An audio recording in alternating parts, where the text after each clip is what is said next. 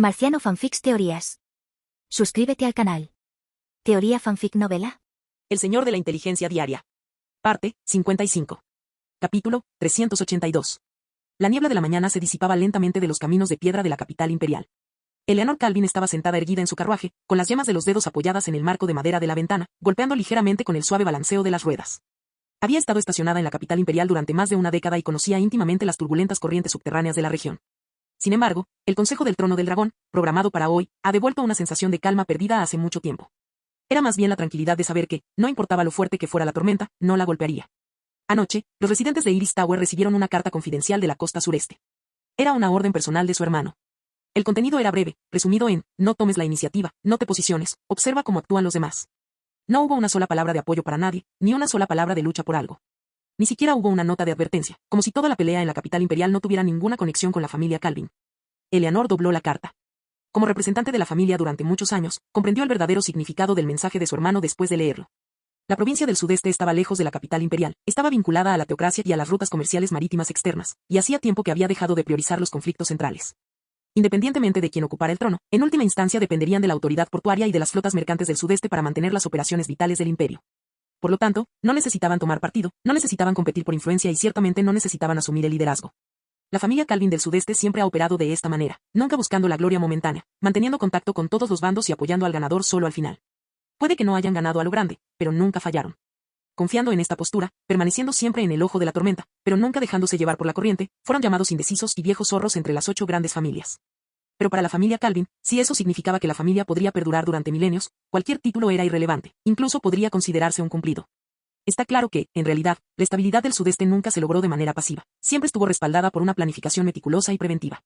Por ejemplo, aunque en ese momento mantenían un antagonismo público con la teocracia, previamente habían discutido discretamente varios planes de contingencia viables con la teocracia a través del quinto príncipe. Eso no fue una alianza, solo una opción para darle a la familia un conductor extra y más espacio para maniobrar.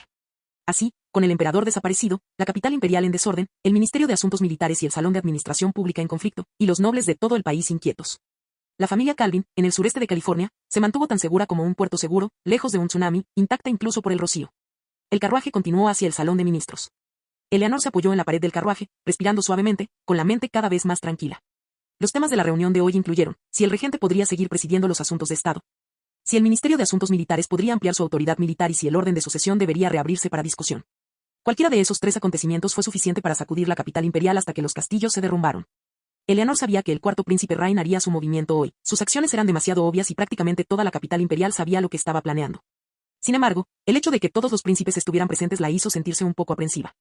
Esto significaba que la sucesión se reconocía tácitamente como una cuestión abierta. El regente necesitaba a los príncipes para estabilizar la situación.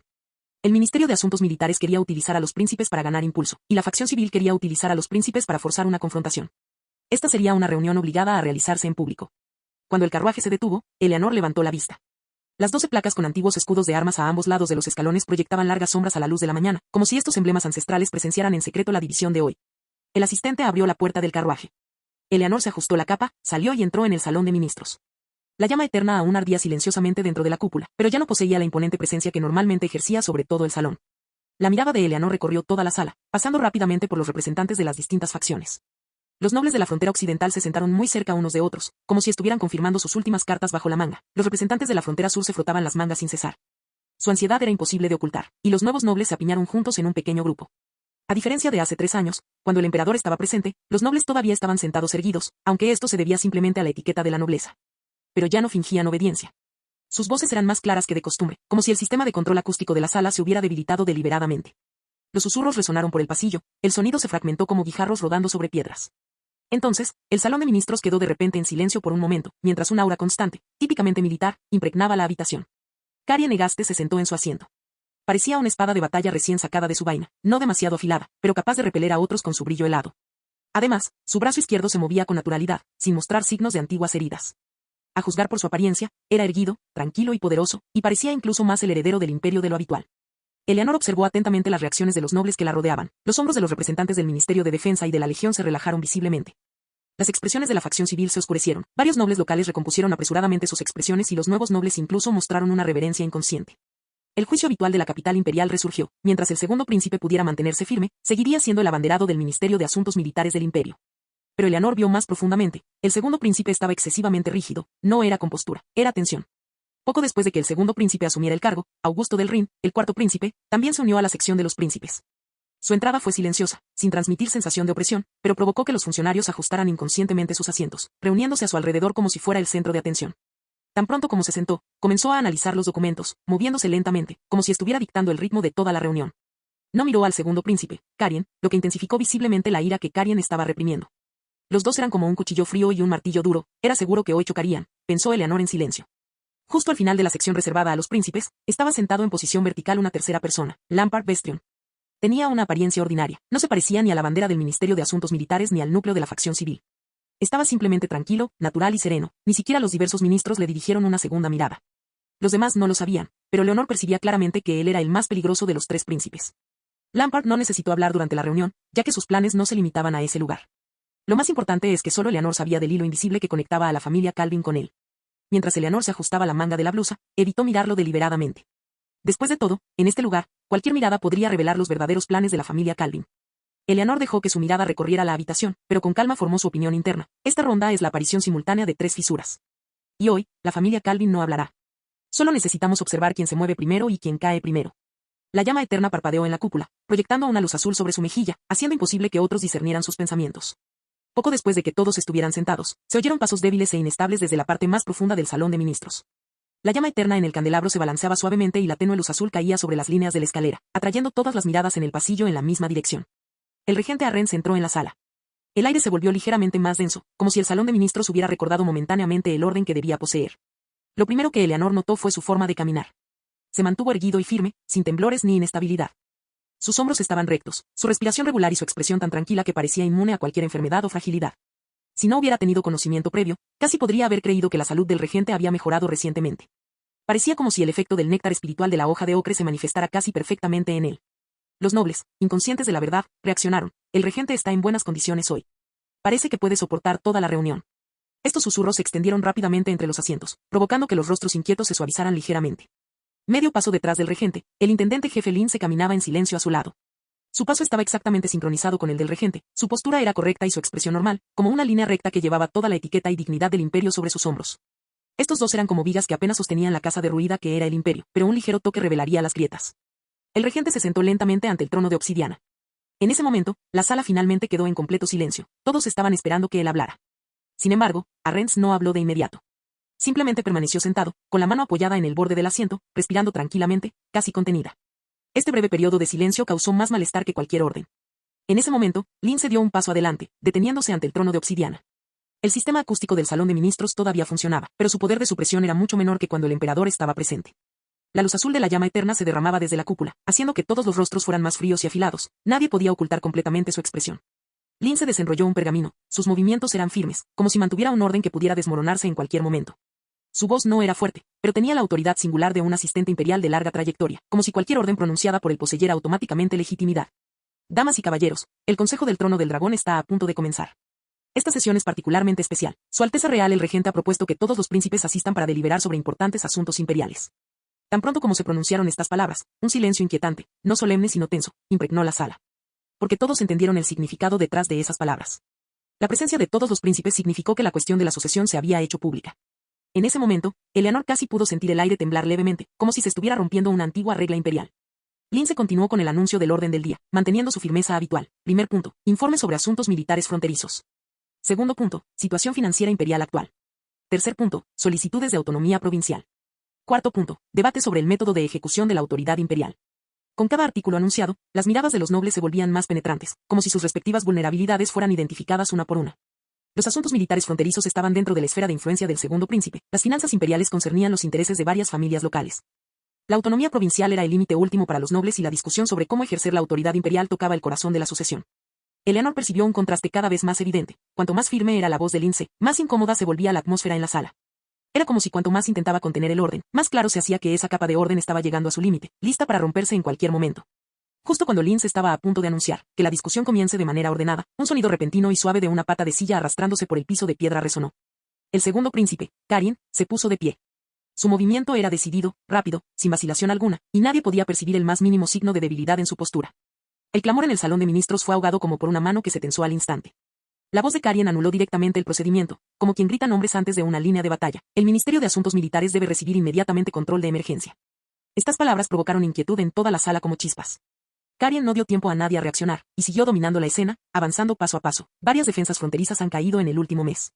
Hablar de burocracia ahora es cavar la propia tumba del imperio. Su tono no era apasionado, pero su presencia se podía sentir desde el frente hasta el fondo de la sala. Los representantes del Ministerio de Asuntos Militares y las legiones asintieron de inmediato, como si alguien finalmente hubiera hablado por ellos. Varios nobles fronterizos recién llegados incluso mostraron expresiones de alguien que finalmente dice la verdad. Karien alzó la voz para que todos pudieran oír, la salud del regente aún no se ha recuperado, y la autoridad militar necesita custodia temporal. Propongo que el Ministerio de Asuntos Militares asuma temporalmente el mando militar hasta que la situación se normalice. Esta fue una flagrante exhibición de poder, y el salón de ministros estalló en ese momento. Los funcionarios del Ministerio de Asuntos Militares, tras calcular erróneamente su recuperación en 7 u 8 décimas partes, enderezaron la espalda al unísono, como si hubieran resurgido. Las miradas de los viejos nobles se profundizaron, cualquier expansión del poder militar los golpearía duramente. Los rostros de la facción civil se contorsionaron y la advertencia de que el sistema estaba siendo burlado por la fuerza alcanzó instantáneamente su punto máximo. Rine levantó la vista, su movimiento fue pausado, pero su mirada pareció cortar el aire. Sus miradas nunca se cruzaron, pero ese momento de calma y comprensión superó con creces la ira. No dijo nada, pero cerró con cuidado el pergamino que sostenía en la mano, como si hubiera entendido algo. El gesto fue pequeño, pero hizo que la facción civil se endureciera colectivamente. Al otro lado, Lampard permanecía inmóvil, con una postura firme, como si hubiera estado esperando este momento desde siempre. Sus ojos no mostraban ninguna vacilación, ni siquiera un atisbo de interés. Los nobles locales, cuyas primeras ideas sobre la autonomía apenas habían emergido, fueron inmediatamente reprimidos por la asertividad del Ministerio de Asuntos Militares. Los rostros de los nuevos representantes nobles palidecieron. La expansión del poder militar significaba que ellos serían los primeros en integrarse, los primeros en ser sacrificados. La línea de presión aumentó muy rápidamente, provocando que todas las voces cesaran instantáneamente, quedando solo la tensión de la respiración. Eleanor permaneció inmóvil, sus dedos golpeando suavemente su rodilla, como si marcaran un ritmo silencioso al ritmo caótico. Él planteó la disputa desde el principio. El dedo del cuarto príncipe Rain se detuvo ligeramente sobre el pergamino, un gesto muy sutil, muy discreto, pero suficiente para que cualquiera con discernimiento comprendiera inmediatamente su significado. Entonces, mientras Lince se preparaba para hablar, con la intención de restablecer el orden en el trabajo. Alguien del público civil fue el primero en ponerse de pie. Era el viceministro de Finanzas. El mando militar pertenece inherentemente a la autoridad imperial. Si se delega fácilmente, el imperio dejará de ser un imperio. Inmediatamente después, un segundo funcionario civil se puso de pie y se dirigió directamente al núcleo del Ministerio de Asuntos Militares. El Ministerio de Asuntos Militares aún no ha purgado de sus filas a los traidores y espías de la Federación. En estas circunstancias, ¿a quién se le confiará el mando militar? Esto representó un cuestionamiento abierto a la estabilidad del Ministerio de Asuntos Militares, especialmente porque, apenas 6 meses antes, el ministerio había descubierto la conexión de casi 10 empleados con la Federación Esmeralda. Los asientos reservados para el público permanecieron en silencio por un momento, no por miedo, sino para expresar colectivamente su posición. Ese silencio uniforme, más que cualquier grito, parecía un viento que presionaba al Ministerio de Asuntos Militares. El representante del Ministerio de Asuntos Militares no pudo contenerse y murmuró una maldición en voz baja. Karien presionó su mano con fuerza contra el borde de la silla y la mesa hizo un ruido sordo, como si fuera a romperse en cualquier momento. El tercero en ponerse de pie fue un funcionario de la facción de la censura. Sin preámbulos, señaló directamente el punto más delicado. Su Alteza Real, el segundo príncipe, se ha recuperado recientemente. ¿Está en condiciones de asumir una responsabilidad tan grande? Esta vez, dejó claro que era el segundo príncipe quien deseaba el poder militar, no el Ministerio de Asuntos Militares. Al escuchar estas palabras, todo el salón de ministros pareció encogerse en dos. De repente, el aire se volvió más denso, e incluso la luz azul de la llama eterna pareció detenerse por un instante. La expresión de Karien permaneció inalterada, todavía fría, firme e inflexible, pero Eleanor se dio cuenta de que estaba haciendo su mejor esfuerzo. Lynn se advirtió, ya es suficiente. Pero los funcionarios no lo miraron. Por primera vez en 100 años, las autoridades civiles cuestionaron públicamente la capacidad de un príncipe para ascender al trono imperial. Antes de que esas acaloradas palabras se calmaran, Karien se levantó nuevamente, y la pata de la silla provocó un ligero temblor en el piso de piedra. Reprimió su ira, pero no del todo, su tono era grave y pesado, con la franqueza y brusquedad de un soldado veterano. No necesito que juzgues si soy adecuado. Era una voz firme, no fuerte, pero sonaba como si una aguja estabilizadora hubiera sido clavada justo en el centro del salón de ministros. Karien continuó observando los asientos civiles con la mirada, sus ojos tan fríos como los vientos del norte. El imperio está cayendo.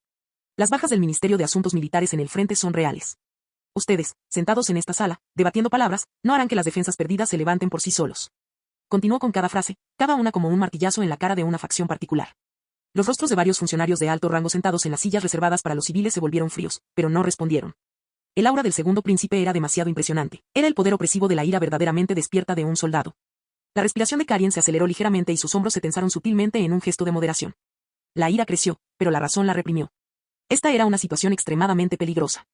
Mantuvo su asertividad, pero estuvo a punto de perder el control. Karien continuó, lo que quiero es controlar el mando militar.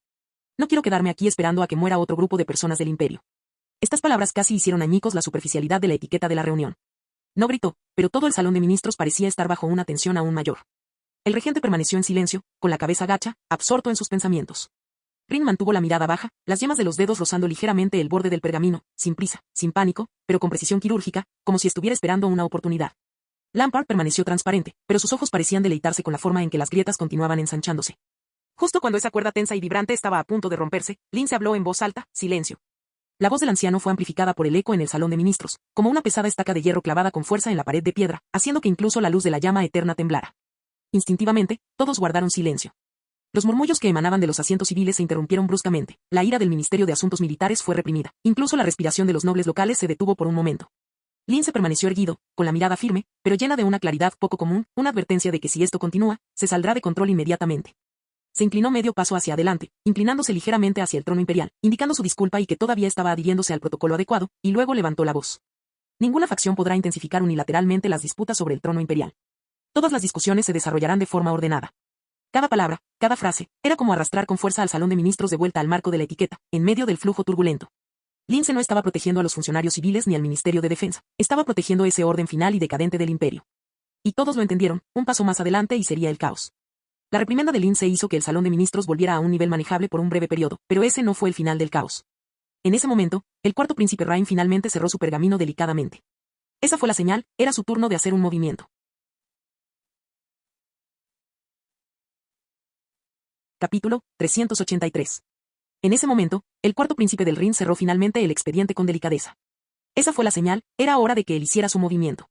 El jefe de censura, Mace, se levantó casi inmediatamente. El origen de vuestra disputa es simplemente la desaparición del emperador y la suspensión de la autoridad imperial.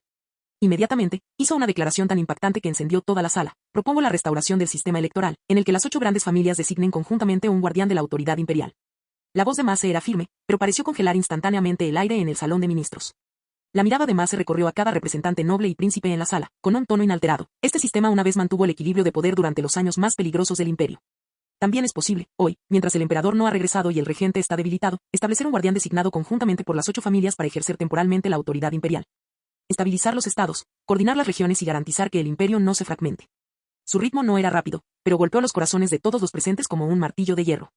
A primera vista, este discurso parecía extremadamente suave, como una sugerencia de un compromiso racional. Pero todos dentro del salón de ministros entendieron. No se trató de un reemplazo temporal de la autoridad imperial, fue el establecimiento de un sucesor legítimo antes del regreso del emperador. No se trataba de mediar en conflictos entre facciones, se trataba de devolver a las 8 grandes familias al núcleo del poder del imperio. No fue una medida provisional, fue un reinicio sistémico. Esta fue una propuesta extremadamente ofensiva, pero la razón por la que Mace se atrevió a ponerse de pie en ese momento no se debió solo a su posición, sino también al hecho de que poseía suficiente influencia. Rin le había ofrecido antes de la reunión beneficios que eran extremadamente difíciles de rechazar, la futura autoridad de revisión independiente del Consejo sobre los funcionarios imperiales. Derechos de juicio preliminar en casos de autonomía provincial y un fondo secreto asignado desde el libro del Tesoro Auxiliar. Pero esas eran solo impresiones superficiales. Lo que realmente lo hizo aceptar fue la otra parte del futuro prometido a su familia, susurrada por Rin. Mace se acercaba a la vejez, y su cuerpo ya no soportaba los largos viajes y compromisos oficiales que habían durado años. Sabía mejor que nadie de los presentes que no le quedaban muchos años de vida. Lo que buscaba ya no era el poder en sí, sino la garantía de que su familia no sería absorbida por la siguiente ronda de reestructuración de poder en la capital imperial. Rin le concedió esto, prometiendo preservar el título nobiliario de la familia Mace en la futura reestructuración sistémica y permitir que sus descendientes se unieran al núcleo del Consejo. En una posible reestructuración futura del sistema de servicio civil del imperio, 2 puestos hereditarios se reservarían para la familia Mace. Estas promesas fueron cuidadosamente elaboradas para no alertar a ninguna facción. Pero fueron suficientes para garantizar que una familia aún pudiera permanecer en los escalones de piedra de la capital imperial después de que el caos hubiera disminuido. Para un hombre que se acercaba a la vejez, este era el último legado que podía dejar. Fue precisamente por eso que estaba dispuesto a proponer una moción capaz de sacudir los cimientos del imperio en ese momento. El aire dentro de la sala se volvió completamente denso. Todas las miradas estaban fijas en el espectador, expectantes. No esperaban que Mace dijera nada más, sino que todos los demás expresaran su posición. Los primeros sonidos que surgieron fueron de nobles acercándose unos a otros, intercambiando susurros cautelosos. Ese sonido no era de pánico, sino más bien la técnica que utilizaban los nobles experimentados cuando se enfrentaban a grandes trastornos sociales.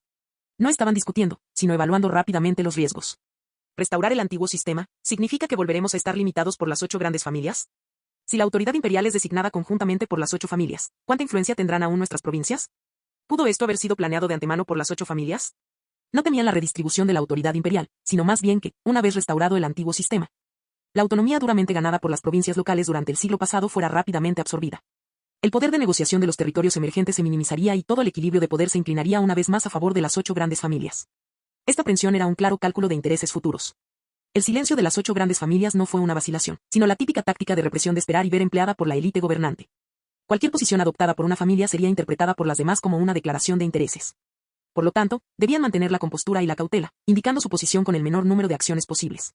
Eleanor mantuvo una sonrisa vaga, ni apoyando ni oponiéndose, permaneciendo dentro de los límites seguros de todas las opciones. El representante de Remont y el representante de Simmons intercambiaron miradas, una señal de interés. El representante de Díaz y el representante de Calrat guardaron silencio, manteniendo una postura diplomática. El representante Holden y el representante Beres fruncieron profundamente el ceño. Los viejos nobles se resistieron instintivamente al cambio sistémico. En cuanto al representante de la familia Edmond, estaba dormitando. El anciano no había recibido instrucciones de Louis y no podía adoptar una posición. Su silencio, en sí mismo, constituyó la mayor presión sobre la capital imperial. A medida que estas acciones silenciosas se acumularon, fueron suficientes para provocar que el equilibrio de todo el salón de ministros comenzara a desestabilizarse. La tensión en el aire no era emocional, sino más bien el sonido de la estructura de intereses comenzando a fragmentarse. Una vez que esa presión se extendió hasta el final de la noble fila de asientos, alguien finalmente no pudo resistir la tentación de probar el límite. El representante del territorio occidental se puso de pie, con un tono aún pulido, pero yendo directo al grano. Lord Mace. ¿Significa esto que las principales provincias volverán a estar sujetas al control de las 8 grandes familias? No se trataba de una cuestión de ira, sino más bien de una prueba de límites, para confirmar si las 8 familias tenían la intención de volver al poder utilizando el antiguo sistema. Entonces el comandante de la Tercera Legión continuó: si se restablece el antiguo sistema, los gastos militares y los impuestos sobre los granos de las provincias locales seguirán siendo decididos por las 8 familias. Esta fue la segunda prueba, más precisa y más cercana al punto del dolor. Estos dos desafíos, combinados, hicieron que el centro de gravedad del salón de ministros comenzara a desplazarse seriamente. Finalmente, un cierto noble del territorio occidental no pudo contenerse y golpeó con la palma de la mano la mesa de piedra. La era de las 8 grandes familias ha terminado. Ese golpe sobre la mesa fue el verdadero punto de ruptura en el salón de ministros. La onda sonora reverberó bajo la cúpula, y los ecos se rompieron en reverberaciones caóticas. No era un rugido, sino la pesadilla compartida por todo el sistema provincial. Esa única frase hizo que todos los nobles locales recordaran una cosa simultáneamente: si el antiguo sistema regresaba, dejarían de ser poseedores de poder territorial negociable y volverían a ser meros componentes proveedores de sangre dentro de la estructura de las 8 grandes familias. Esto era un presagio de muerte para sus intereses personales. Sabían que si no hablaban ahora, no tendrían otra oportunidad. En consecuencia, nobles ajenos a las 8 grandes familias se levantaban continuamente para dar discursos. Un noble recién nombrado del territorio del sur se levantó levemente y alzó la voz: las provincias locales no pueden permitirse el lujo de jugar en la capital imperial. La voz del marqués de Fronteira se escuchó inmediatamente: quien se atreva a manipular el presupuesto militar de la línea norte, primero declararemos la autonomía. Los nobles locales ya no susurraban, formaban filas: las provincias no son vasallas de las 8 familias. Exigimos verdadera autonomía. No dejen que el viejo sistema aplaste a los territorios emergentes. El orden empezó a desmoronarse. El salón de ministros parecía haber sido destrozado desde dentro por una fuerza inmensa. El miedo de los nuevos nobles se unió al caos, comenzando con voces temblorosas: si el viejo sistema revive, todos moriremos. Entonces se oyeron gritos que rompieron el decoro: tu era ha terminado. El imperio necesita reformas, no regresión. Casi toda la asamblea se puso de pie, cada rostro marcado por un miedo genuino y evidente. La llama eterna parpadeaba en la cúpula, la luz azul bailaba en sus rostros, iluminando a una multitud que esperaba ver cómo se desmoronaba el imperio. El ruido se transformó en un rugido de cristales rotos, sacudidas y caos reprimido, como si todo el imperio hubiera pisado prematuramente el borde del abismo en ese instante. En ese momento, una sola acción provocó que todos los sonidos cesaran de repente. El segundo príncipe se levantó, su voz no era fuerte, pero sonaba como un yunque cayendo: la autoridad imperial es sostenida por la familia imperial. No hubo retórica, no hubo explicación, no hubo lucha. Esa frase destruyó directamente los cimientos del sistema electoral.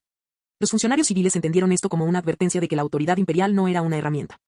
Los viejos nobles entendieron que el Ministerio de Asuntos Militares y las legiones no permitirían que las 8 familias siquiera tocaran el trono. Las 8 grandes familias también lo entendieron: esa era la línea divisoria.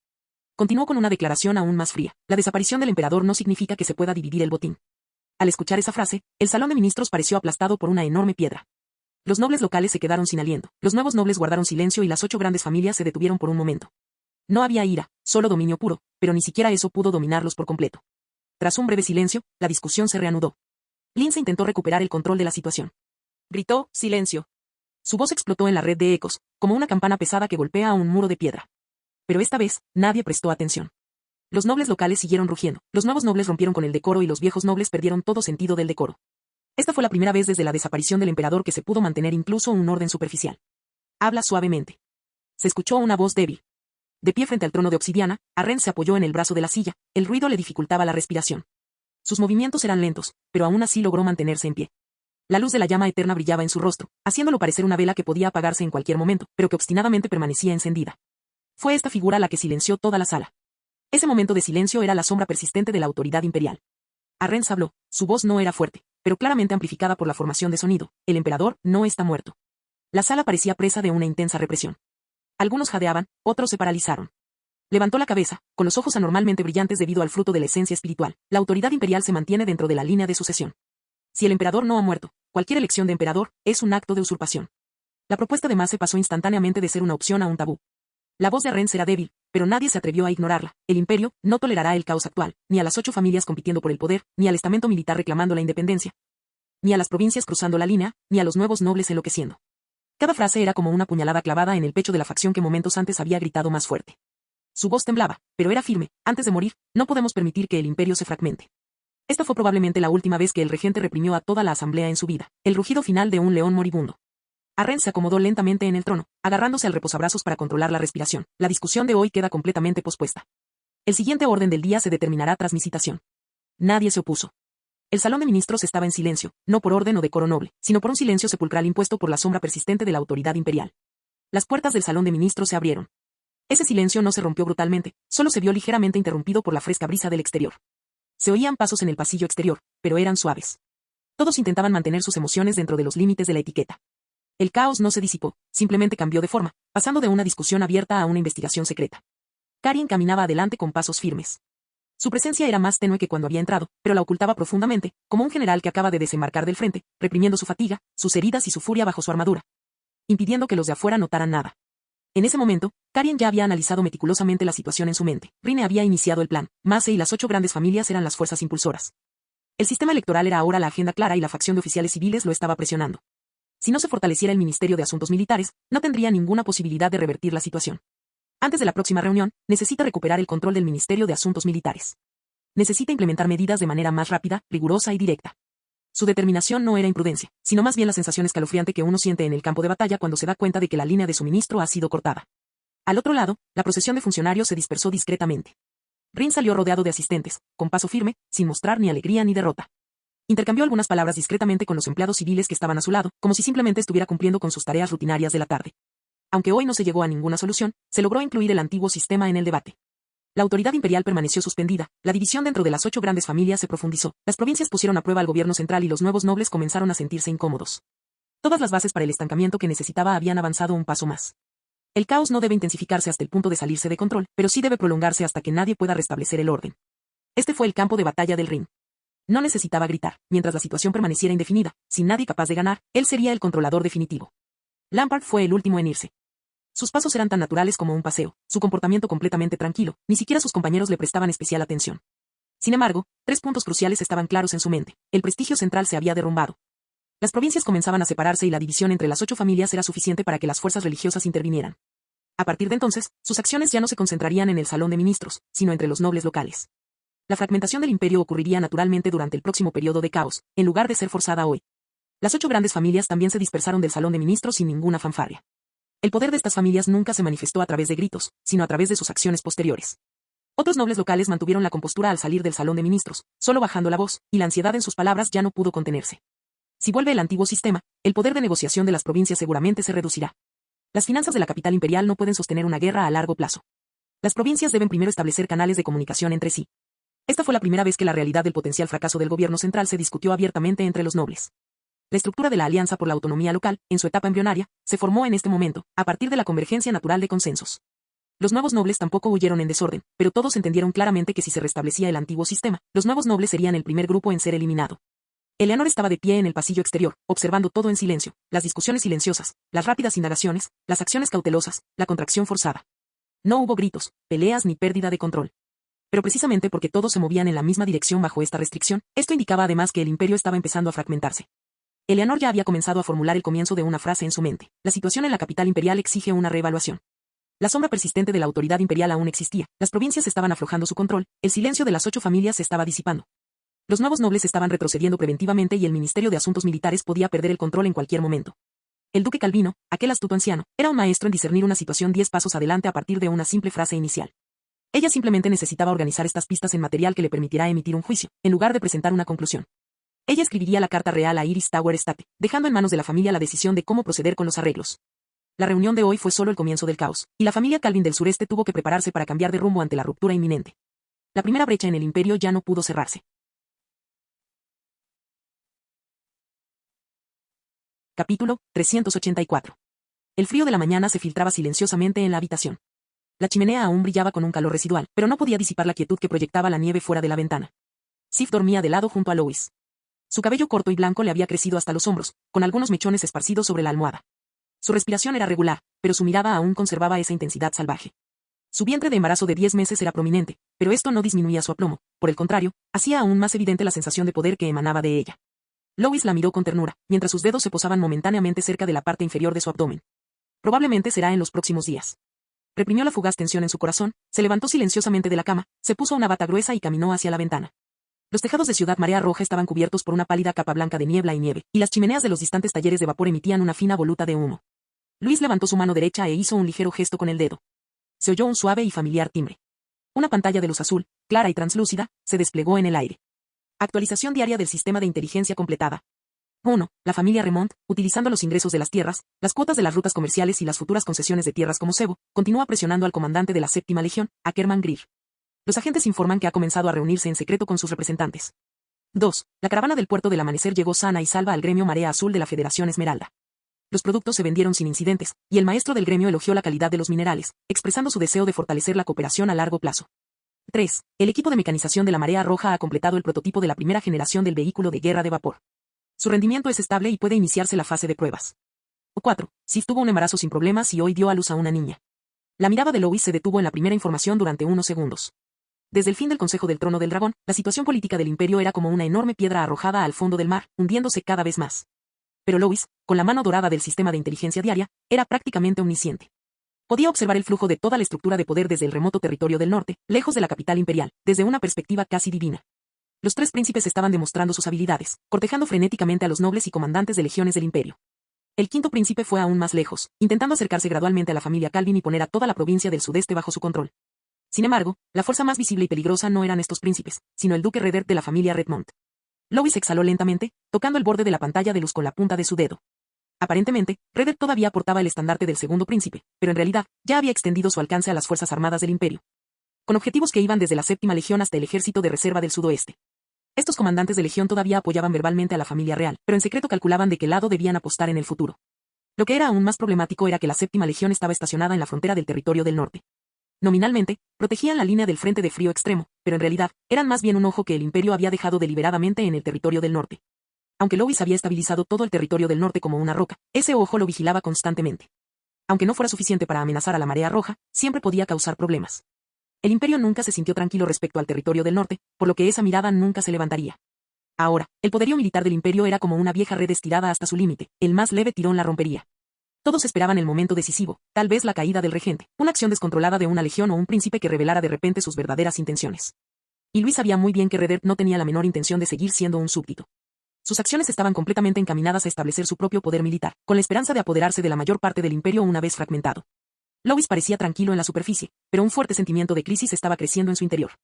El territorio del norte se encontraba lejos de la capital imperial y parecía aislado, pero cuando el caos realmente estallaba, el territorio del norte se veía arrastrado al medio, quisiera o no. Si la Marea Roja no lograba estabilizar completamente sus cimientos, cuando los hilos del imperio se rompieran, el territorio del norte sería arrastrado por la tormenta, como un árbol arrancado del suelo. Por lo tanto, tuvo que avanzar más rápido que los demás. Graneros, vetas minerales, ferrocarriles, armamento, academias, estas construcciones aparentemente estables eran, de hecho, pasos dados al límite del tiempo. Necesitaba asegurarse de que la Marea Roja poseía una estructura operativa independiente, armamento independiente y suministro independiente antes de que el imperio se fragmentara por completo. El territorio del norte necesita volverse completamente independiente antes de que se desate el caos. Lois repitió esa frase en su mente, como si se estuviera dando una orden final. Mientras el sistema de Marea Roja se estabilice, podría mantener al territorio del norte fuera de la tormenta de nieve, sin verse afectado aún más por el ascenso y la caída de la capital imperial. Luis tuvo que recorrer ese camino sin demora. Al observar el segundo elemento, Luis demostró mayor serenidad que cuando analizaba la política imperial, mostrando incluso un toque de cálculo sutil. 2. La caravana del puerto del amanecer llegó sana y salva al gremio Marea Azul de la Federación Esmeralda. Los productos se vendieron sin incidentes, y el maestro del gremio elogió la calidad de los minerales, expresando su deseo de fortalecer la cooperación a largo plazo. La exitosa apertura de los puertos federales por Porto da Alborada indicó que la ruta de comercio exterior que había pasado un año estableciendo finalmente estaba tomando forma. Los productos de la Marea Roja, como minerales, lingotes de chatarra y pieles, podían alcanzar buenos precios en la Federación. Esto demostraba que el sistema industrial del territorio del norte finalmente poseía un valor externo proactivo, en lugar de depender de terceros o parasitarlos. El maestro del gremio está satisfecho, murmuró Lois para sí mismo, dándose cuenta de las profundas implicaciones de esto. Más importante aún, esta ruta no fue un logro exclusivo del gremio Marea Azul. También se ultimaron los planes de cooperación con el gremio Esplendor Carmesí y el gremio Caída de Estrellas, y 2 caravanas enviadas por Danport se estaban preparando para partir. Si estas 3 rutas comerciales marítimas se establecieran con éxito simultáneamente, el sistema de comercio exterior de la Marea Roja podría separarse formalmente de la antigua red del gremio de comerciantes de Calvin y formar un ciclo estable e independiente del imperio. En cuanto al conde Harvey, ya había hecho 2 viajes de ida y vuelta con el pretexto de financiar a John, pero los suministros que entregó no solo eran de alta calidad, sino también extremadamente baratos. Esta actitud claramente no era mera buena voluntad, sino un intento de apostar de antemano por el futuro del territorio del norte, asegurándose un plan B. Mientras la Federación mantuviera esta postura cooperativa, las restricciones del gremio de comerciantes Calvin en el territorio del norte se relajarían por completo. Incluso si se dieran cuenta de lo que está sucediendo, no tendrían tiempo de interferir con las rutas comerciales del territorio del norte. Y la Marea Roja podría explotar esta apertura para arrebatar gradualmente el control económico del territorio del norte a la familia Calvin. Esta ruta necesita seguir avanzando, reflexionó Lois para sí, antes de pasar al siguiente punto. 3. El equipo de mecanización de la Marea Roja ha completado el prototipo de la primera generación del vehículo de guerra de vapor. Su rendimiento es estable y puede iniciarse la fase de pruebas. Había pasado más de un año desde que se probó el primer tren de vapor en el territorio del norte. Ahora que finalmente ha aparecido el prototipo del coche de guerra, esto marca el segundo paso dado por todo el sistema propulsado por vapor. Lois no comprendía del todo los principios ni el rendimiento real del tanque. Solo podía dibujar de memoria el diseño general de un tanque para el equipo de mecanización, con la esperanza de orientarlos. Pero cómo debía construirse exactamente y qué aspecto debía tener, eso lo podía dejar en manos de los artesanos para que lo descubrieran poco a poco. Por supuesto, Lois tendría que comprobar personalmente el progreso pronto y decidir cómo proceder con el siguiente paso. 4. Sif tuvo un embarazo sin problemas y hoy dio a luz a una niña. Al ver esa entrada, el corazón de Lois dio un ligero impulso. Lois se había estado repitiendo todos estos días que Sif era tan fuerte como una loba salvaje, pero el embarazo era algo que nadie podría haber predicho. Sabía que su físico era muy superior al de una persona promedio, pero solo en el momento del inminente parto se dio cuenta de que su corazón había estado constantemente ansioso. Una alegría que había estado ausente por mucho tiempo llenó su pecho, como leña seca agregada a una hoguera. Rara vez se permitía sentir tal emoción, pero ahora no podía reprimirla. Sif estaba a salvo, el niño estaba a salvo, esa era la información más importante y crucial que podía recibir en ese momento. No importaba cuán caótico se volviera el territorio del norte, o cuán peligroso el imperio, al menos los tenía esperándolo aquí. Lois se frotó la frente y exhaló suavemente, como si dejara que la alegría se instalara lentamente, muy bien. Al instante siguiente, sus ojos volvieron a su estado familiar de concentración y determinación. La seguridad de su familia fue la razón por la que siguió adelante, no una excusa para detenerse. Lois acababa de cerrar la pantalla del sistema de inteligencia diaria, pero los hilos conductores relativos a los príncipes, legiones, gremios y puertos aún giraban en su mente. Sin embargo, su desarrollo físico nunca se vio interrumpido por la situación política. La energía de la batalla recorrió lentamente su camino familiar, subiendo y bajando como la marea en su carne y sangre. El calor se extendió gradualmente desde su pecho hasta sus extremidades. En medio de su cultivo, Lois de repente escuchó la manta crujir ligeramente detrás de él. El sonido no era fuerte, pero llamó su atención como una aguja fina. Luis abrió los ojos y se giró para mirar. Sif se movió ligeramente en la cama, frunciendo el ceño ligeramente, como si algo la hubiera despertado. Instintivamente, respiró hondo. Al principio, Lois pensó que tenía demasiado calor debido a la chimenea y estaba a punto de levantarse para ajustar la ventilación y enfriar un poco la habitación. Al instante siguiente, la respiración de Sif falló claramente. Se aferró al borde de la cama a su lado, mechones de cabello húmedos por el sudor frío se le pegaban al cuello. Oh Lois, la voz de Sif sonaba ronca, pero la mantuvo baja, como si temiera perturbar algo. Voy a entrar en labor de parto. Lois se puso de pie casi instantáneamente, la calma que había sentido durante el cultivo se hizo añicos de un solo golpe. Caminó hasta el borde de la cama, apoyó el brazo sobre sus hombros y sintió el temblor debajo de sus músculos, que ella intentaba desesperadamente controlar. Sif contuvo la respiración, ya se le formaban gotas de sudor en las sienes, pero obligó a sus cejas a relajarse, esforzándose por mantener su compostura habitual. Está bien, puedo manejar esto, dijo suavemente, con sus ojos tan penetrantes como antes de entrar en la batalla. Lois no dijo nada más. Simplemente se giró y abrió la puerta. Avisa a la sanadora, Elena, y prepara la sala de partos inmediatamente. Llama también a Emily. La criada, que estaba cerca, cambió su expresión al escuchar esto, hizo una rápida reverencia en señal de acuerdo y prácticamente corrió por el pasillo. Dentro de la habitación, Sif intentó sentarse por sí sola, pero el movimiento se volvió rígido debido a la tensión en su abdomen. Lois se dio la vuelta y la ayudó a estabilizarse, ayudándola a ajustar su postura. Podía sentir la tensión extrema y reprimida en su cuerpo. Esta tensión era aún más intensa que cuando vestía su armadura de piel de animal y blandía su hacha de batalla. No intentes hacerte el duro, dijo Lois suavemente. Sif esbozó una leve sonrisa. Ciertamente no quiero que me veas demasiado despeinada. También lo hiciste muy mal cuando luchaste contra esos 2 jabalíes en la nieve, bromeó Lois, tratando de aligerar el ambiente. Sif resopló, a punto de replicar, cuando otra ola de dolor brotó de su abdomen, haciendo que sus dedos agarraran involuntariamente la manta con fuerza. Cuando Sif estaba a punto de dar a luz, Lois hizo arreglos para que la curandera, Elena, se quedara en la habitación contigua a la suya, y Elena fue rápidamente conducida adentro. La curandera de mediana edad era bajita, pero se movía con agilidad. Llevaba el pelo recogido en un elegante moño y su delantal contenía agujas, hilo y unas tijeras pequeñas, todo en perfecto orden. Tan pronto como entró en la habitación, primero revisó el aspecto y la respiración de Sif y luego ordenó con firmeza, llévenla a la sala de partos. A diferencia de Emily, Sif provenía de las tribus bárbaras. No le importaban las antiguas costumbres imperiales, ni le incomodaban tradiciones como que el cabeza de familia se mantuviera alejado de la sala de partos. Pero Elena insistió en sus propias reglas.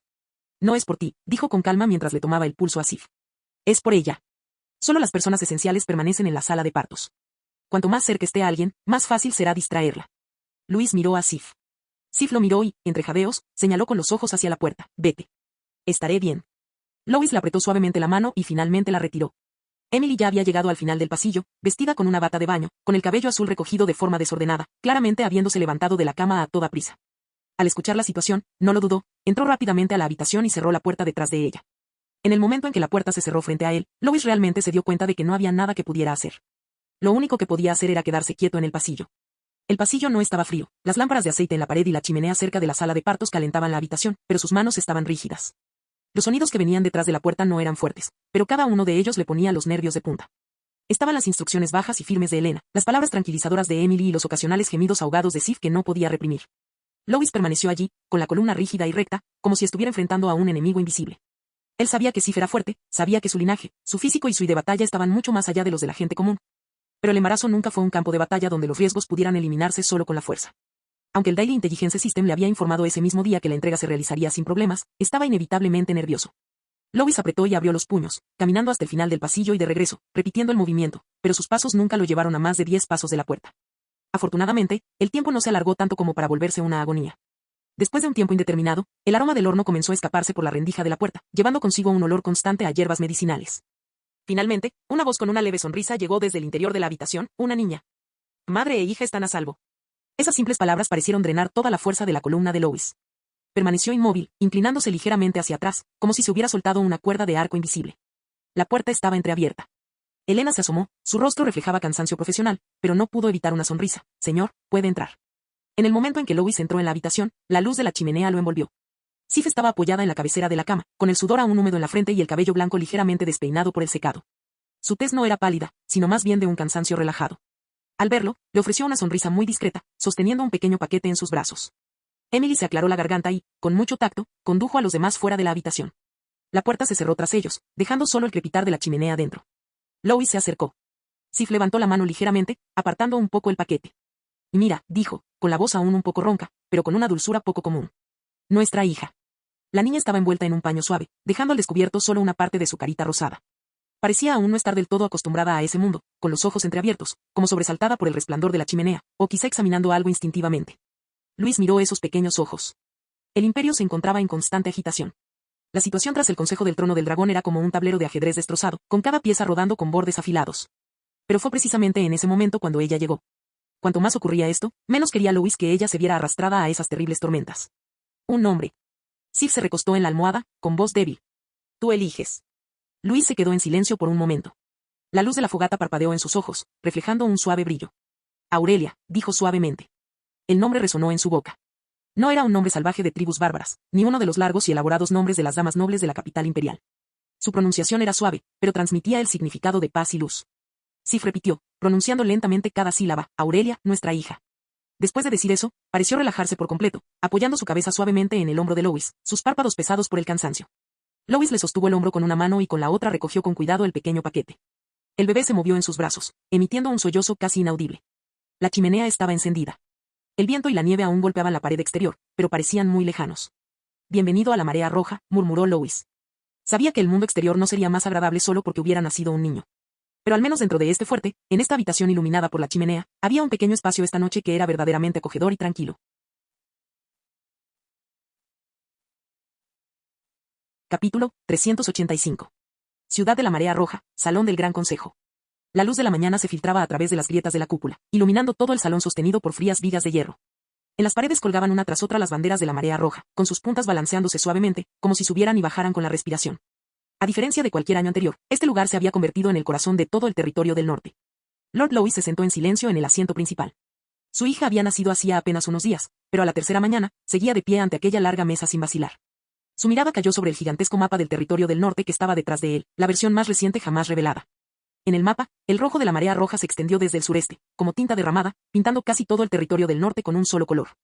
Aquellos territorios antes dispersos ahora estaban firmemente unidos por ese rojo. Los asientos en cada nivel del salón estaban llenos. Estas personas no eran simplemente empleados de bajo rango de la Operación Marea Roja, sino más bien la verdadera columna vertebral del territorio del norte. Los directores, subdirectores y coordinadores de cada departamento eran todos pilares de sus territorios, capaces de actuar de forma independiente. Hace unos años, algunos de ellos eran simplemente sirvientes, aprendices de taller o incluso esclavos vendidos al territorio del norte. Pero ahora llevaban las capas de color rojo oscuro de la Marea Roja, con los emblemas de los diversos departamentos de la Marea Roja grabados en sus charreteras. Todos ellos fueron promovidos personalmente por Lord Lewis y formaron la nueva estructura de poder del territorio del norte. Hoy no fue un día para discutir cuestiones menores, sino más bien para confirmar si el sistema de Marea Roja había logrado sus objetivos del primer año. Transformar verdaderamente el territorio del norte en el corazón de la Marea Roja, en lugar de un conjunto de antiguos territorios que apenas se mantienen unidos. La sala estaba tan silenciosa que incluso el susurro del empleado al pasar las páginas pareció repentino. En cuanto llegaron todos, la reunión comenzó oficialmente. Bradley fue el primero en ponerse de pie, con movimientos firmes mientras informaba. El informe de integración del primer año del sistema de Marea Roja se presenta a Lord Lewis. Abrió un libro grueso y anunció en voz baja. Primer punto, operaciones de gobernanza centralizada. El sistema de Marea Roja está en pleno funcionamiento y los 7 departamentos han completado la primera fase de operación conjunta. Las autoridades locales carecen de poder legislativo. El gobierno central emite los decretos de manera uniforme. Los gobernadores regionales presentan informes trimestrales. Este año ya se han realizado 3 rondas sin ausencias. Los 327 decretos emitidos por la Marea Roja Central se implementaron en su totalidad, sin demoras ni cambios no autorizados. Tan pronto como terminó de hablar, todos en la sala parecieron cambiar su postura simultáneamente. Los funcionarios de los antiguos territorios nobles permanecieron particularmente callados. Ellos mismos habían sido testigos, en solo un año, de la erradicación de esos supuestos métodos locales y antiguas costumbres. Bradley concluyó la página. Desde el punto de vista de la eficiencia administrativa, Red Tide se convirtió en el único centro del territorio del norte. No enfatizó el tono, pero todos en la sala entendieron que ya era un hecho consumado, no una aspiración futura. El territorio del norte tiene aproximadamente 160 feudos, grandes y pequeños, dijo Bradley, golpeando la esquina de la página, y el empleado correspondiente anotó el número casi simultáneamente. 54 territorios se integraron plenamente al sistema de Marea Roja este año, lo que representa aproximadamente un tercio. Al oír el número 54, varios funcionarios de los territorios recién incorporados dejaron escapar un discreto suspiro de sorpresa. Su mera presencia allí significó la completa absorción de uno de esos 54 territorios por el sistema de la Marea Roja. Escuchar de primera mano la magnitud del problema aún les causó una profunda conmoción. Bradley miró el asiento principal. Los nuevos métodos de integración se dividen en 3 categorías. Leyó las frases una por una. 18 territorios se ofrecieron a participar, en su mayoría zonas boscosas tras el desastre. Estos lugares eran casi incapaces de subsistir tras el desastre invernal, carentes de alimentos y mano de obra. Sin depender de la Marea Roja, sería difícil sobrevivir este invierno. Y 21 territorios que entraron en fusiones gestionadas a través de la ayuda posterior al desastre el año pasado. Varios funcionarios que coordinaron las labores de socorro a las víctimas del desastre mantuvieron la calma. Entendieron claramente que manejado significaba que la Marea Roja representaba ahora la fuente de sustento para esas tierras. 15 territorios que se integraron naturalmente en un año debido a la vinculación de rutas comerciales. El comisario de comercio de Slan dejó escapar un suspiro de alivio. Este era el resultado de 6 meses de trabajo incansable.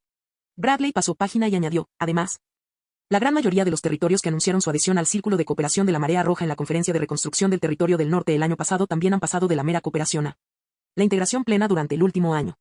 Varios escribas anotaron inmediatamente los 4 caracteres Conferencia de Reconstrucción. Esta fue la primera reunión de consenso después del caos en el territorio del norte, y el momento en que la Marea Roja realmente subió. Bradley cerró la página con voz firme, pero más profunda. Las evaluaciones actuales indican que el núcleo del territorio del norte aún es resistente. Pero solo las aproximadamente 20 antiguas familias nobles siguen siendo verdaderamente capaces de rechazar el sistema de la Marea Roja.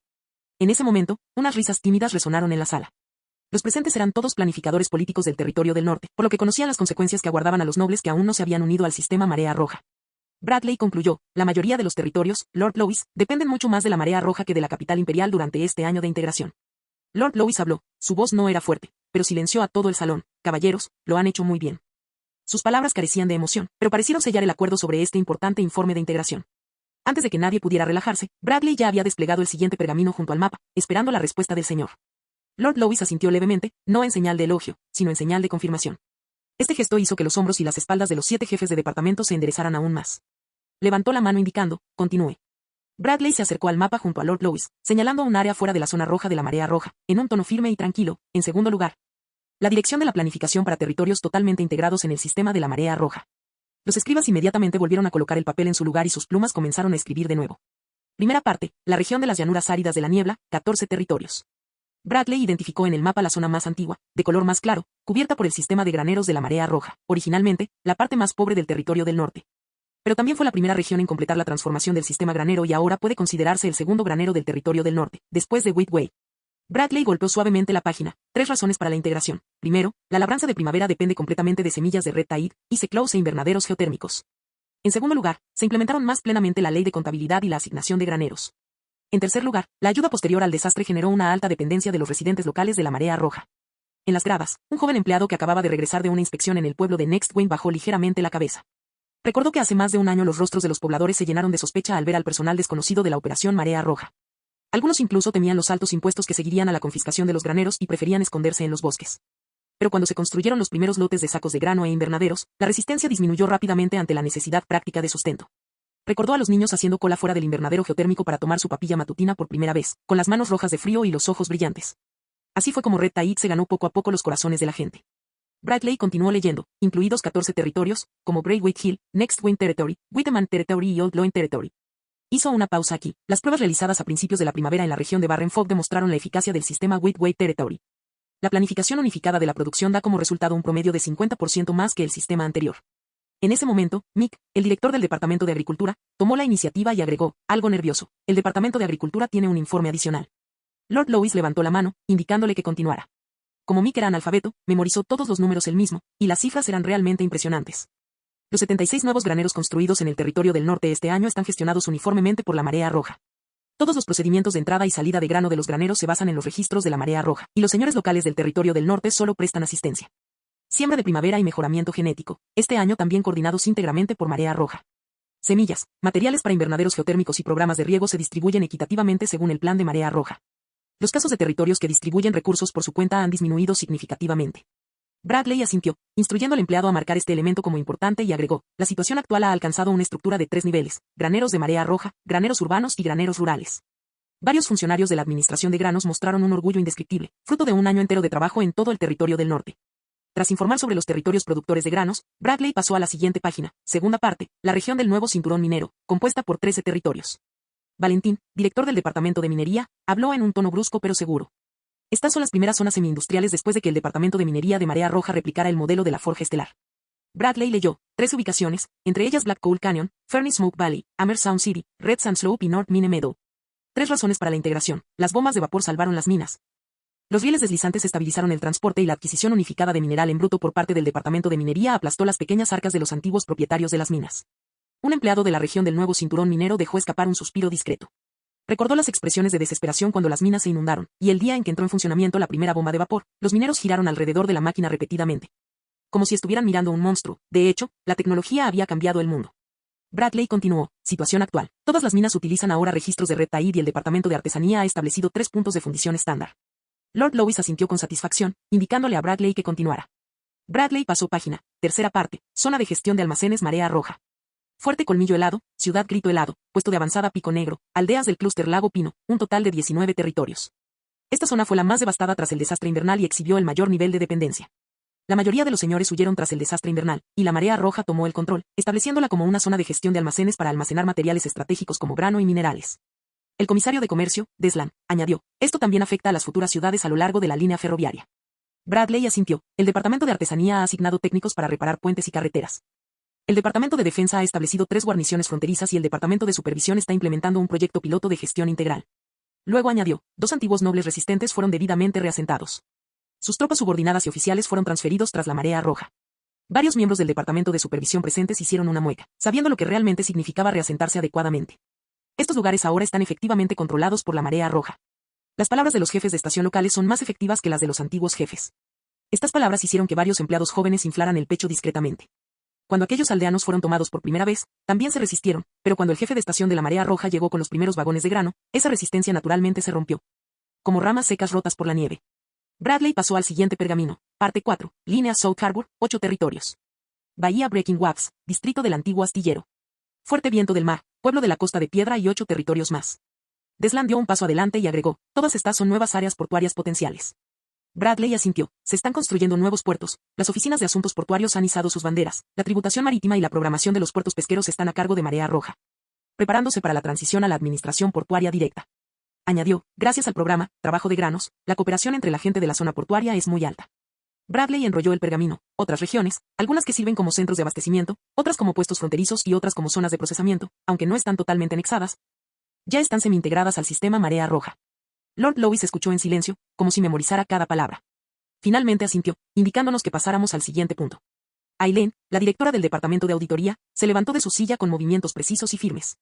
Sosteniendo un libro de contabilidad de cuero negro, caminó hacia el frente de la larga mesa e hizo una ligera reverencia. Lord Lois, el informe disciplinario del Departamento de Supervisión para este año es el siguiente. Su voz nunca era fuerte, pero tenía una frialdad escalofriante que impedía cualquier distracción. Primero, los casos judiciales. Abrió el libro de contabilidad, y los secretarios inmediatamente tomaron sus bolígrafos.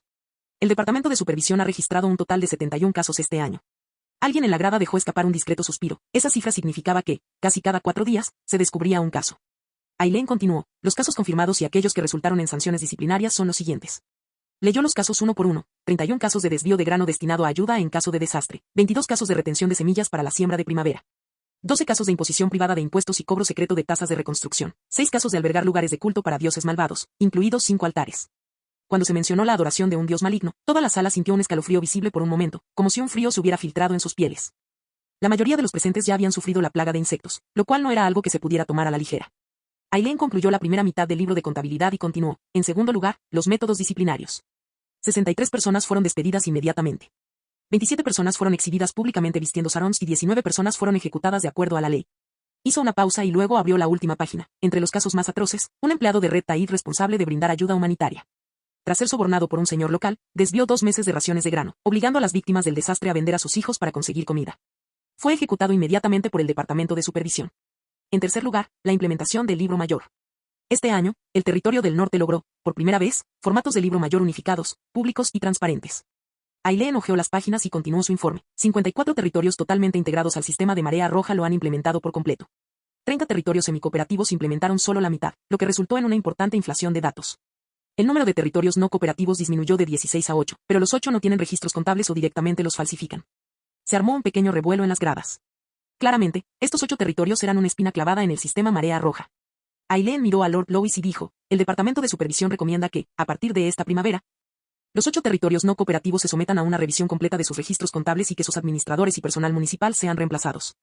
En cuanto a los 8 señores no cooperativos, sus dividendos personales deberían ser congelados. Sus derechos de almacenamiento y minería otorgados por la marea roja deberían ser revocados y se les debería prohibir salir del territorio hasta que se complete la integración del registro. También se recomienda que se suspenda toda ayuda en casos de desastres y para la siembra de primavera. Que estas organizaciones se incluyan en la lista negra de la marea roja y que se termine la prioridad para ellas en el suministro de semillas de cereales, frutas comerciales y minería dentro del sistema de la marea roja. En segundo lugar, para los 30 territorios semicooperativos. El Departamento de Supervisión recomienda reducir a la mitad los dividendos y suspender las rutas comerciales prioritarias y los derechos de almacenamiento hasta que la implementación del libro mayor cumpla con los estándares. Finalmente, hizo una pausa y añadió, todos estos castigos están dentro del alcance del contrato. Al escuchar esas palabras, la temperatura en el gran salón pareció bajar aún más. Todos los oficiales presentes comprendieron que esto representaba un duro golpe para los propios señores. Lord Lois escuchó atentamente y, sin dudarlo, dijo, aprobado. Todos los presentes comprendieron que, con esa orden, esos 8 territorios no tenían otro lugar donde retirarse y los 30 territorios semicooperativos tampoco tenían más espacio para la ambigüedad. Aunque el ambiente aún estaba cargado con los efectos de la decisión disciplinaria, Lana, la directora del Departamento de Educación, se levantó de las gradas. Llevaba el pergamino del departamento, con una pluma escrita en él, y caminó hacia la larga mesa, haciendo una reverencia antes de mirar hacia arriba. Lord Lois, los logros del Departamento de Educación en materia de infiltración cultural y construcción de infraestructura este año se informan de la siguiente manera. Su voz no era tan fría como la de Aileen, ni tan firme como la de Bradley, pero tenía una claridad y una dulzura únicas, características de un educador. Pero en aquel entonces nadie la consideraba una buena maestra. Después de todo, Lord Lois había dicho que las raíces de la marea roja debían plantarse en los niños, y la importancia de ese departamento no era ciertamente menor que la de los graneros o las minas. Y primero, la construcción de escuelas en la ciudad. Abrió la primera página, y las plumas de los escribas comenzaron a escribir casi simultáneamente. Este año se construyeron un total de 17 escuelas municipales. Están ubicadas en las llanuras nebulosas, el nuevo cinturón minero, la línea de nieve del norte y la línea portuaria del sur. Hizo una pausa. Los programas escolares están divididos uniformemente en 4 categorías, lectura y escritura, utilizando versiones simplificadas de marea roja, aritmética. Formación profesional adaptada a las condiciones locales, y ediciones más antiguas y simplificadas de historias de la marea roja. Al escuchar historias de la marea roja, alguien levantó discretamente una ceja. Lana explicó, también existe la versión oficial de El Gran Lord Lois, que actualmente narra las primeras hazañas de la marea roja en forma alegórica, para ayudar a los niños a comprender el orden y la ayuda mutua. Añadió, los informes de varias escuelas indican que los niños están aprendiendo mucho más rápido de lo esperado. En el pasado, la mayoría de los niños del territorio del norte ni siquiera podían hablar con fluidez. Ahora, la primera clase de estudiantes puede escribir el libro de contabilidad de granos de toda la aldea usando caracteres simplificados de la marea roja. Un leve murmullo resonó en las gradas, una mezcla de sorpresa incontrolable y alivio. Lana pasó página. En segundo lugar, la estandarización de los rituales de rescate. Cada día de distribución de gachas ahora lleva el emblema del sol de la marea roja. Cada punto de distribución debe declarar, marea roja y todos ustedes soportaremos el invierno juntos. Miró a todos. La población ha comenzado a asociar la bandera de la marea roja con la supervivencia. Este es el primer paso crucial en la infiltración cultural.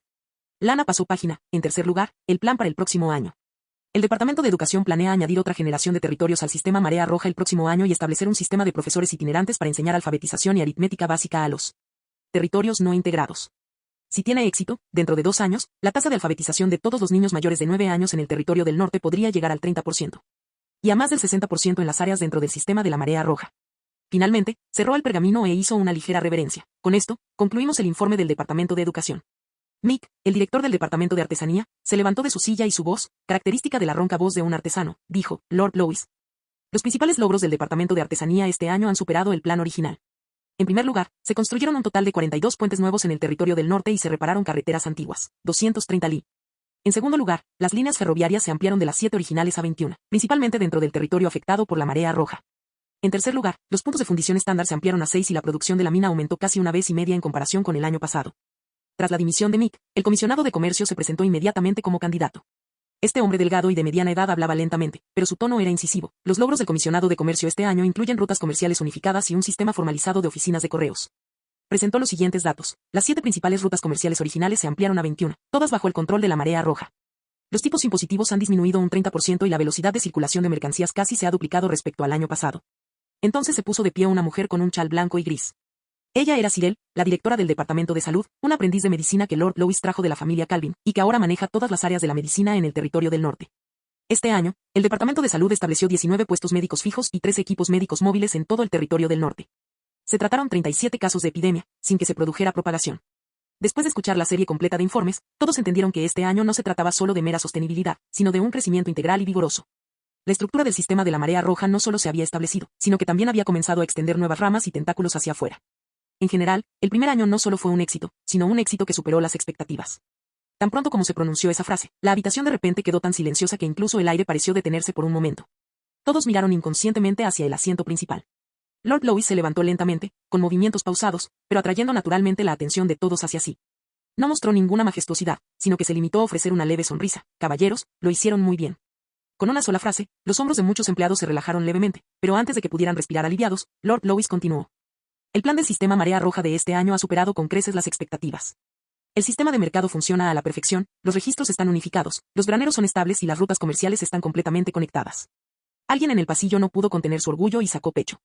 Lord Lois observó la sala. Este año, predijimos el colapso del cielo en el territorio del norte. Nos aseguramos de que innumerables personas tuvieran comida, trabajo y caminos para viajar. Les advertimos que la marea roja había llegado y que el invierno no dejaría a nadie morir de hambre. Muchos funcionarios de las zonas afectadas, sentados en las gradas, bajaron ligeramente la mirada. Aquellas escenas eran demasiado vívidas para ellos. Niños demacrados hasta los huesos, temblando mientras sostenían gachas calientes. El silencio de los mineros mientras probaban la sopa caliente por primera vez. Mujeres en los campos nevados llorando incontrolablemente mientras tomaban el primer bocado de raciones secas. La voz de Lord Lois no era fuerte, pero tenía cierta fuerza. Innumerables personas en el territorio del norte sobrevivieron gracias a su trabajo. No son solo palabras bonitas, sino un hecho. La nuez de Adán de alguien subió y bajó ligeramente. Este logro no es solo mío.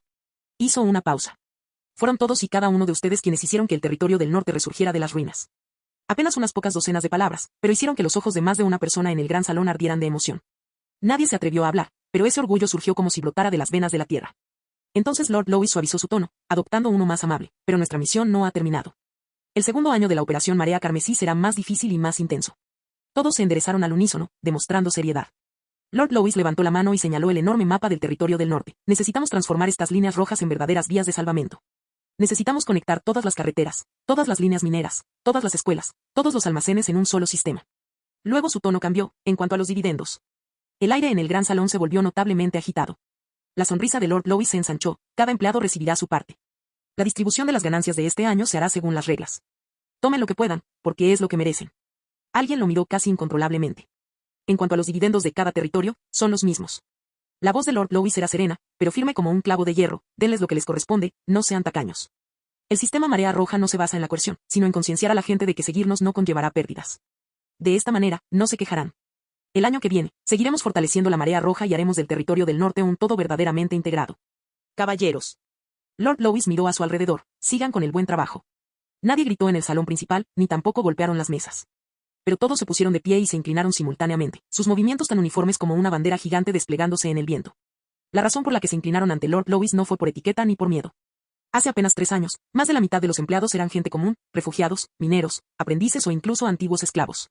Fue Lord Lois quien los liberó del yugo de la antigua nobleza, permitiéndoles comer todo lo que quisieran, vestirse con ropa de abrigo y sentarse aquí a trabajar por primera vez. Y ellos, siguiendo el ejemplo de Lord Lois, salvaron a los hambrientos, abrieron escuelas, construyeron hospitales y encendieron estufas de leña. Por supuesto, todo esto sucedió porque Lord Lois les dio los puestos y las oportunidades. Así que se inclinaron ante Lord Lois, porque era Lord Lois quien les había permitido estar allí hoy. Fin del video.